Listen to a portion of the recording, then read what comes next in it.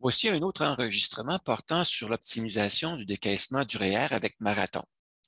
Dans cette capsule-ci, je vous présente la méthode simplifiée pour optimiser le décaissement du REER à chaque année. Je vous présente Marathon. Je vous partage Marathon. Vous devriez voir à l'écran l'onglet Optimisation de décaissement du REER. Alors, pour les personnes qui veulent utiliser la méthode simplifiée, vous avez simplement qu'à considérer la suggestion d'optimisation qui est faite par Marathon. Alors, cette suggestion-ci, elle est indiquée dans le premier bloc, la première section en haut à gauche. Vous voyez le montant additionnel à décaisser calculé automatiquement par Marathon dans la cellule C5 et le montant suggéré pour la simulation 5, qui est la simulation centrale du tableau de simulation du décaissement. Alors, il nous suggère un montant de 36 000 $. Donc, c'est le montant de 36 437 à 1 000 $ près, si vous voulez. Alors, le montant de 36 000 qui est suggéré ici, qui est reporté, dans un premier temps, vous allez vérifier si vous voulez vraiment procéder en testant ce que ça va donner. Si jamais on décaissait 36 000 $ cette année, qu'est-ce que ça va donner? Donc, on va utiliser l'option de simulation. Ici, dans les paramètres de calcul, on va utiliser l'option simuler et on va cliquer sur le bouton calculer. En cliquant sur le bouton calculer, Marathon entreprend une routine de programmation et il nous demande de vérifier est-ce que la colonne de départ, c'est bel et bien la colonne K, la colonne de K qui correspond à l'année 2021, 68 ans. Oui, c'est la bonne année, c'est parfait. On clique sur OK et il va procéder à un calcul et il va nous demander, voulez-vous nous indiquer, vérifier si la colonne de départ pour le recalcul de la planification pour les années suivantes est la bonne. Oui, c'était K pour l'année 2021 et la colonne L pour l'année 2022. Oui, c'est parfait. Alors, la colonne de départ est bonne. On clique sur oui. Alors, Marathon va procéder à calculer la planification pour l'ensemble des années suivantes. Et une fois qu'il va avoir terminé ça, il va nous redemander à nouveau la colonne de départ pour la colonne K, de façon à pouvoir rétablir la projection initiale. Alors, on va cliquer sur oui, la colonne de départ, c'est l'année actuelle.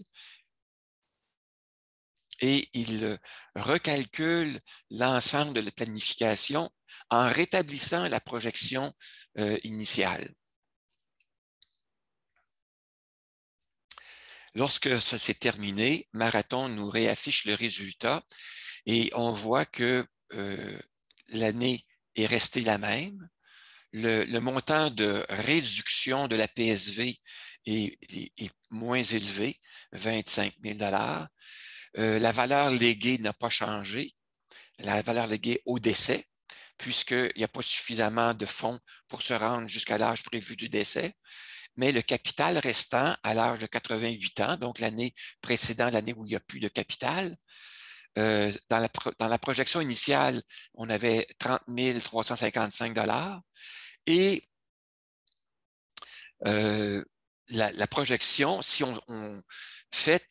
on décaisse 36 000 $, ben, il va nous rester à l'âge de 88 ans 69 022 $. C'est donc supérieur à 30 000 $.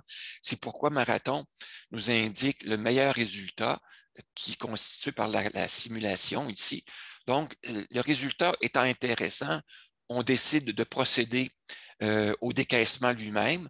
Alors, c'est ce qu'on va faire. On va donc, dans un deuxième temps, demander à Marathon d'effectuer le décaissement lui-même. On constate ici que le montant décaissé est toujours à zéro parce qu'il s'agissait d'une simulation. Mais on va voir que lorsqu'on va procéder au décaissement, le montant décaissé, lui, va changer. Alors, on va procéder au décaissement en modifiant le paramètre ou l'opération effectuée et on va recalculer à nouveau la même simulation. Et là, Marathon nous pose la question, êtes-vous sûr de vouloir procéder au décaissement de 36 000 $? Alors, si on est d'accord, on dit oui, on clique sur oui. Et Marathon nous redemande à nouveau, est-ce que la colonne de départ est la bonne? Oui, c'est la colonne K, c'est parfait. Et la colonne de départ pour les années suivantes, oui, la colonne L.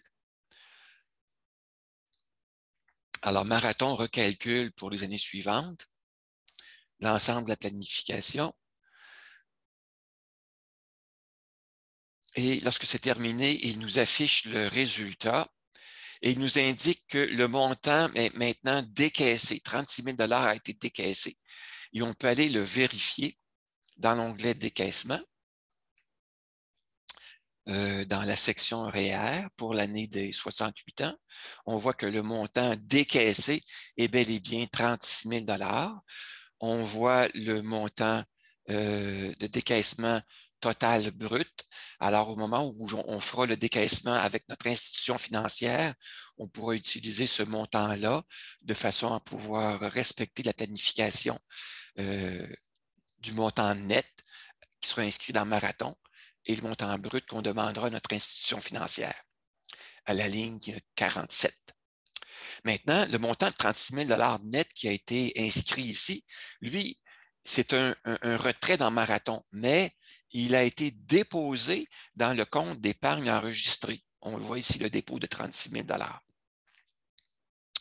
Alors donc, on voit qu'on a fait l'opération, que tout est inscrit dans Marathon. On va être prêt maintenant à sauvegarder Marathon et à effectuer le décaissement avec notre institution financière. Alors, c'est l'ensemble de la méthode simplifiée, c'est tout ce qu'il y a à faire.